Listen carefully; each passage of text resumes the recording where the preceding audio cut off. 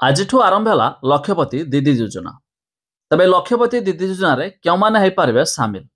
ଏହାଛଡ଼ା ଏହି ଯୋଜନାରେ କ'ଣ ମିଳିବ ବେନିଫିଟ୍, ଯାହା ବିଷୟରେ ଆମେ ଜାଣିବା। ଯଦି ଆପଣମାନେ ମଧ୍ୟ ସ୍ୱୟଂ ସହାୟକ ଗୋଷ୍ଠୀରେ ରହିଥିବେ ତେବେ ଆପଣଙ୍କୁ ହେବ ବହୁତ ଅଧିକ ଲାଭ।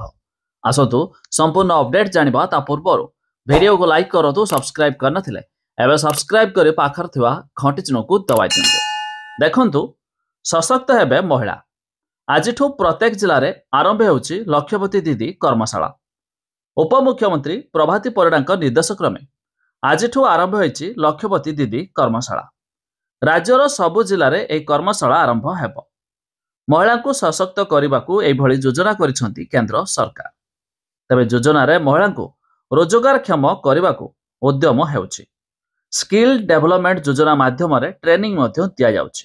ଏହାଛଡ଼ା ଦେଖନ୍ତୁ, ଏହି ଲକ୍ଷପତି ଦିଦି କର୍ମଶାଳାଟି କ'ଣ? ତେବେ ପୁରା ଦେଶରେ ମହିଳାଙ୍କୁ ଲକ୍ଷପତି ଦିଦି କରିବାକୁ ଅଣ୍ଟା ଭିଡ଼ିଛନ୍ତି କେନ୍ଦ୍ର ସରକାର। ଆଉ କେନ୍ଦ୍ର ସରକାରଙ୍କ ସହଭାଗିତାରେ ଓଡ଼ିଶା ଜୀବିକା ମିଶନ ମାଧ୍ୟମରେ ରାଜ୍ୟ ସରକାର ଏହି ଯୋଜନା କାର୍ଯ୍ୟକାରୀ କରୁଛନ୍ତି। ଆଉ ପ୍ରଭାତୀ ପରିଡ଼ାଙ୍କ ନିର୍ଦ୍ଦେଶ କ୍ରମେ ଆଜିଠୁ ଆରମ୍ଭ ହୋଇଛି ଲକ୍ଷପତି ଦିଦି କର୍ମଶାଳା।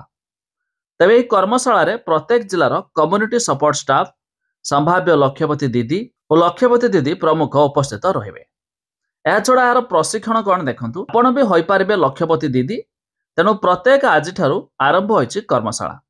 ଏହି କର୍ମଶାଳାରେ ଯୋଗ ଦେଇ ଆଲୋଚନାରେ ସହଭାଗିତା କରନ୍ତୁ। କମ୍ୟୁନିଟି ସପୋର୍ଟ ମାନେ ତୃଣମୂଳ ସ୍ତରରେ କେଉଁଭଳି ଅଧିକରୁ ଅଧିକ ଲକ୍ଷପତି ଦିଦି ସୃଷ୍ଟି ପାଇଁ ଉପଯୁକ୍ତ ପ୍ରଶିକ୍ଷଣ ଦେବେ, ସେ ନେଇ ମଧ୍ୟ କର୍ମଶାଳାରେ ଆଲୋଚନା କରାଯିବ। ଏହାଛଡ଼ା ଯେଉଁ ମହିଳାମାନେ ଲକ୍ଷପତି ଦିଦି ହୋଇସାରିଛନ୍ତି ସେମାନେ ଏହି କର୍ମଶାଳାରେ ପ୍ରେରଣାଦାୟୀ ଆଲୋଚନାର ଭାଗ ନେବେ। ଭାଗ ନେବା ସହ ଅନ୍ୟଙ୍କୁ ଉତ୍ସାହିତ କରିବେ। ତେବେ ବ୍ୟବସାୟ ବଢ଼ାଇବା ପାଇଁ ବିନା ସୁଧରେ 5 ଲକ୍ଷ ଟଙ୍କା ଯାଏ ଋଣ ମଧ୍ୟ ଦିଆଯାଉଛି।